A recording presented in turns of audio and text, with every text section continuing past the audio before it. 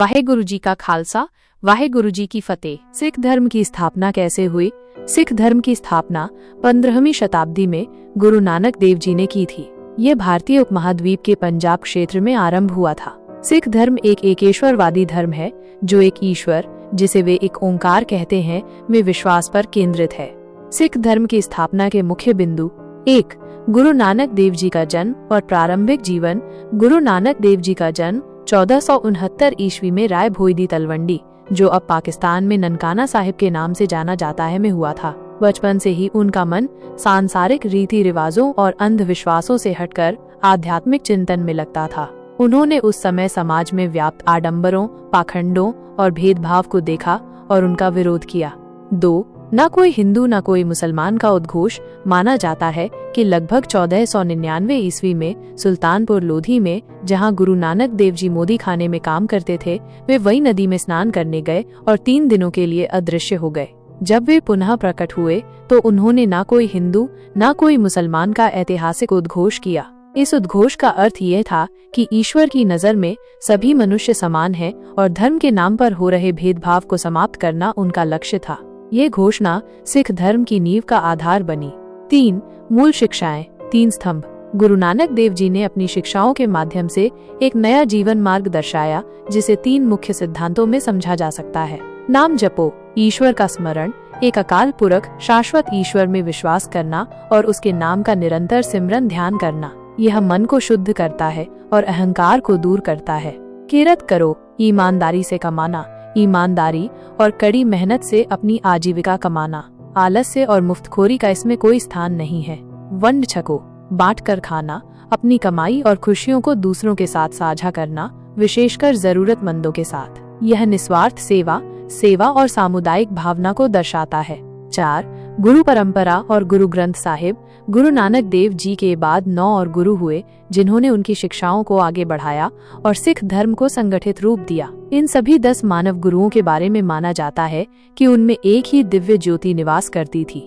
10वें गुरु गुरु गोबिंद सिंह जी ने 1699 ईस्वी में खालसा पंथ की स्थापना की, जिसने सिखों को एक विशिष्ट पहचान दी। अंततः गुरु गोबिंद सिंह जी ने 1708 ईस्वी में मानव गुरु की परंपरा को समाप्त कर श्री गुरु ग्रंथ साहिब जी को सिखों का शाश्वत गुरु घोषित किया। गुरु ग्रंथ साहिब सिख धर्म का केंद्रीय धार्मिक ग्रंथ है और इसे सिखों द्वारा जीवंत गुरु माना जाता है। इस प्रकार सिख धर्म की स्थापना गुरु नानक देव जी के आध्यात्मिक अनुभवों, दूरदर्शी शिक्षाओं और समाज सुधार के प्रयासों से हुई, जिन्होंने एकेश्वरवाद, समानता और निस्वार्थ सेवा पर आधारित एक नए मार्ग का प्रचार किया। गुरु नानक देव जी की यात्राएं, उदासी। गुरु नानक देव जी की यात्राएं, जिन्हें उदासी के नाम से जाना जाता है, सिख धर्म के इतिहास में एक महत्वपूर्ण हिस्सा हैं। उन्होंने अपने जीवन काल में लगभग 28 वर्षों तक पैदल चलकर विशाल दूरियों को तय किया, ताकि वे अपनी शिक्षाओं और एक ईश्वर के संदेश को दूर दूर तक फैला सकें। इन यात्राओं में उनके प्रिय शिष्य भाई मर्दाना अक्सर उनके साथ रहते थे, जो अपनी रबाब से गुरु जी के शब्दों को मधुरता प्रदान करते थे। माना जाता है कि गुरु नानक देव जी ने मुख्य रूप से 4 या 5 बड़ी उदासियां की, जिनमें उन्होंने भारत और उसके बाहर के कई देशों की यात्रा की। उनकी मुख्य उदासियां और उनके द्वारा तय किए गए कुछ प्रमुख स्थान: 1. पहली उदासी, पूर्वी उदासी, लगभग 1506 ई। ये उनकी सबसे लंबी यात्राओं में से एक थी। उन्होंने उत्तर भारत के कई राज्यों जैसे उत्तर प्रदेश, बिहार, मध्य प्रदेश का दौरा किया। इसके अलावा उन्होंने वर्तमान बांग्लादेश और पाकिस्तान के कुछ हिस्सों की भी यात्रा की। प्रमुख स्थानों में कुरुक्षेत्र, सूर्य ग्रहण के अवसर पर हरिद्वार, पानी को पूर्व की ओर अर्पित करने के पाखंड का खंडन, दिल्ली, सिकंदर लोधी से मुलाकात, अयोध्या, प्रयाग, इलाहाबाद, वाराणसी, काशी पंडितों से संवाद, गया, पटना, ढाका, बांग्लादेश, जगन्नाथपुरी, ओडिशा आरती का वास्तविक अर्थ बताया शामिल है। इस यात्रा का उद्देश्य पूर्वी भारत में प्रचलित धार्मिक रूढ़ियों, पाखंडों और सामाजिक असमानताओं को दूर करना था। यहाँ उन्होंने विभिन्न धर्मों के पंडितों, साधुओं और आम लोगों से संवाद किया। 2. दूसरी उदासी, दक्षिणी उदासी, लगभग 1506-1513 ई। इस यात्रा में उन्होंने दक्षिण भारत का रुख किया। उन्होंने राजस्थान और उत्तर प्रदेश से होते हुए दक्षिण के महत्वपूर्ण धार्मिक स्थलों का भ्रमण किया। वे श्रीलंका, सिंघल द्वीप तक भी गए, जहां उन्होंने राजा शिवनाब से मुलाकात की और उन्हें आध्यात्मिक मार्ग पर लाया।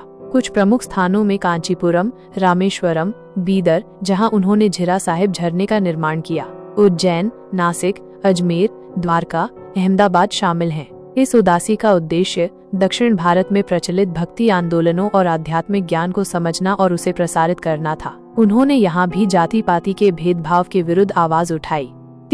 तीसरी उदासी, उत्तरी उदासी, लगभग 1514-1518 ई। ये यात्रा मुख्य रूप से हिमालयी क्षेत्रों और उससे आगे की थी। उन्होंने कश्मीर, सुमेर पर्वत, तिब्बत कैलाश पर्वत, नेपाल, लद्दाख, सिक्किम, तिब्बत, भूटान जैसे दुर्गम स्थानों का भ्रमण किया। माना जाता है कि वो चीन के कुछ हिस्सों तक भी गए थे। इस यात्रा में गुरुजी ने कई योगियों, सिद्धों और नाथों से संवाद किया, जहां उन्होंने अहंकार, भटकना और सच्ची भक्ति के महत्व के बारे में उपदेश दिए। इसी दौरान उनकी सिद्ध गोष्ठी जैसी वाणियों की रचना हुई। चौथी उदासी, पश्चिमी उदासी, लगभग 1519-1521 ई। ये यात्रा पश्चिम की ओर थी, जिसमें उन्होंने मुस्लिम देशों का दौरा किया। वो पाकिस्तान, मुल्तान, लाहौर से होते हुए अरब देशों तक पहुँचे। उन्होंने मक्का और मदीना, इस्लाम के पवित्र शहर की भी यात्रा की, जहां उन्होंने धार्मिक विचारों पर संवाद किया और यह दर्शाया कि ईश्वर हर दिशा में मौजूद है। किबला की ओर पैर करने की घटना। इस यात्रा में अफगानिस्तान, काबुल, इराक, बगदाद, जहां उन्होंने पीर दस्तगीर के मकबरे पर एक फकीर से मुलाकात की, ईरान, तुर्की, इजराइल, जॉर्डन, सीरिया जैसे देश भी शामिल थे। इस उदासी का उद्देश्य विभिन्न धर्मों के अनुयायियों के बीच समानता, भाईचारे और सच्चाई का संदेश फैलाना था। उदासियों का महत्व। संदेश का प्रचार। गुरु नानक देव जी ने अपनी यात्राओं के माध्यम से नाम जपो, किरत करो, वंड छको, ईश्वर का नाम जपो, ईमानदारी से मेहनत करो और बांट कर खाओ के संदेश को दुनिया के कोने कोने तक पहुंचाया। सामाजिक सुधार। उन्होंने जाति पाति, ऊंच नीच, लिंग भेद, अंधविश्वासों और रूढ़िवादी रस्मों का खंडन किया। धार्मिक संवाद। उन्होंने विभिन्न धर्मों के विद्वानों, संतों और आम लोगों से संवाद करके सच्ची धार्मिकता का मार्ग दिखाया और यह सिद्ध किया कि ईश्वर एक है। एकता और भाईचारा। इन यात्राओं ने मानवीय एकता और भाईचारे की भावना को मजबूत किया। सिख धर्म की नींव। इन उदासियों ने सिख धर्म की नींव को मजबूत करने में महत्वपूर्ण भूमिका निभाई और विभिन्न स्थानों पर संगतों, भक्तों के समुदायों की स्थापना की। गुरु नानक देव जी की ये यात्राएं केवल भौगोलिक यात्राएं नहीं थीं, बल्कि ये मानवता को सच्चे मार्ग पर लाने और एक समतावादी समाज की स्थापना के लिए आध्यात्मिक और सामाजिक प्रचार की यात्राएं थीं।